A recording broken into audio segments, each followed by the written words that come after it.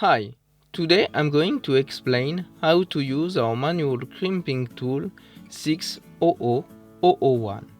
Thanks to multiple heads, this tool can be used to crimp multiple terminal designs. But how should you choose the appropriate crimp head? The marking on the crimp head refers to the terminal. On the top, you can find the terminal series number. Below, there is the AWJ wire range compatible with the related die cavity. In this example, we use an AWJ 20, so we have to use the F2 die cavity.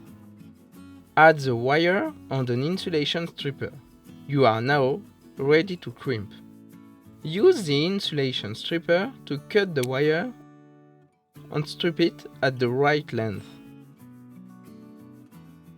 Make sure that the wire strands are not damaged.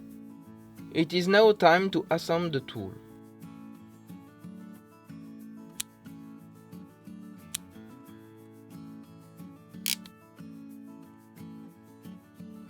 Make sure that the marking area is on the same side on both the handles and the head.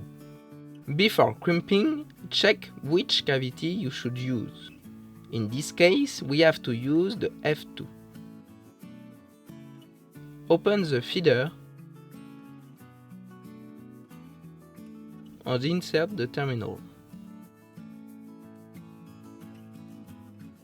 Then, close the feeder and push the wire stop.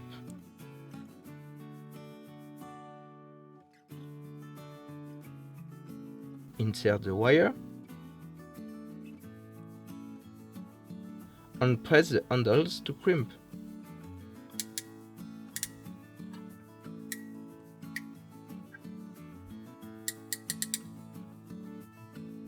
Now, check your crimp quality. Control the wire strands and the insulation position. The terminal must not be damaged. Here, you can find an overview of the most common failures. For more details, please refer to the relevant IPC standard. Congratulations! You are now able to crimp using our 600001 crimping tool.